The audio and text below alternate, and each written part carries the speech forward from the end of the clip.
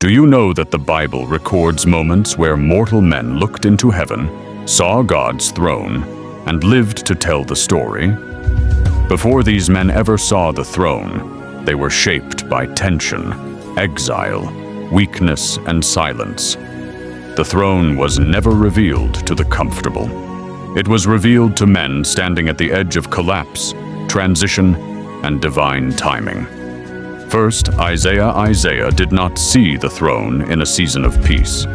He saw it in the year that King Uzziah died. Isaiah 6:1. Uzziah's death marked the end of stability in Judah. A king who had reigned for decades was gone. The nation stood uncertain. Political strength had faded. Moral decay had spread quietly through the land. Isaiah was already a prophet, but he was ministering in a shaking environment where earthly authority had failed. It was then that heaven opened. Isaiah said, "I saw the Lord seated on a throne, high and lifted up, and the train of his robe filled the temple. Seraphims surrounded the throne, crying, 'Holy, holy, holy is the Lord of hosts. The whole earth is full of his glory.' The foundations shook. Smoke filled the house." Isaiah then said, "Woe is me, for I am undone. For my eyes have seen the King. The throne did not destroy him. It exposed him. A coal from the altar touched his lips. Sin was addressed. Cleansing preceded commission. Then came the voice from the throne. Whom shall I send, and who will go for us?"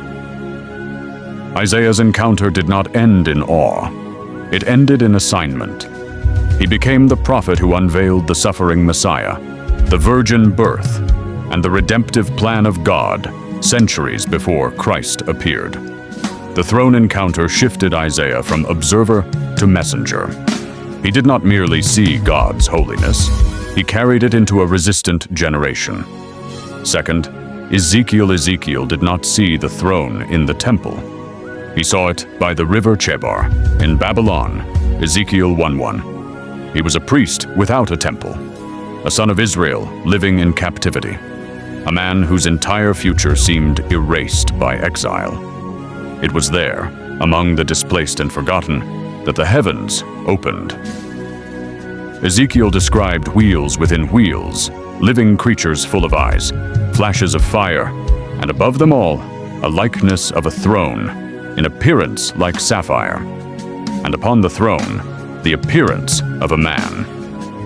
This was not chaos, it was order beyond comprehension. Ezekiel fell on his face, but the Spirit entered him and stood him on his feet. Ezekiel 2:2. The throne did not crush him, it empowered him.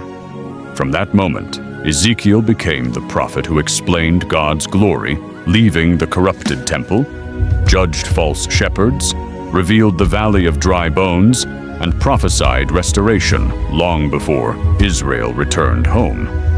Third, Daniel did not see the throne as a priest or prophet by birth. He saw it as a captive trained in Babylonian wisdom.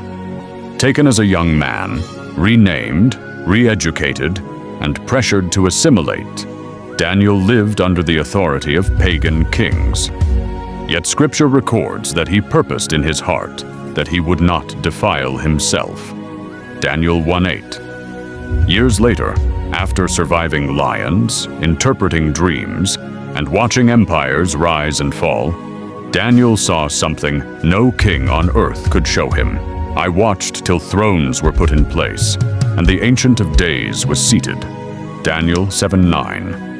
Fire flowed from the throne. Books were opened. Judgment was active. Daniel saw the transfer of authority, the rise of the Son of Man, and timelines that stretched to the end of the age. This throne encounter did not remove Daniel from public service. It anchored him in divine perspective. He understood that Babylon, Persia, Greece, and Rome were temporary. The throne was eternal. Daniel's life fulfilled the vision. He outlasted kings, advised empires, and remained faithful until the end, because he had seen who truly ruled history. Fourth, John did not see the throne in Jerusalem. He saw it on Patmos, an island of exile.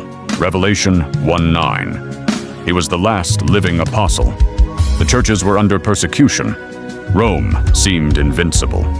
Yet John wrote, "I was in the Spirit, and behold, a throne set in heaven. Around the throne were elders, living creatures, lightning, voices, and worship that never ceased." From that throne flowed the revelation of Christ's victory, the judgment of evil, the perseverance of the saints, and the final restoration of all things. John's encounter became the book of Revelation, sealing Scripture with the declaration that history ends exactly where it began. Under the authority of God, one throne, repeated revelation, eternal pattern. Isaiah saw it during national collapse. Ezekiel saw it during exile. Daniel saw it under foreign domination. John saw it during persecution. And every time the throne is revealed, purpose follows. God is great. Comment, "Gracious God," if you believe.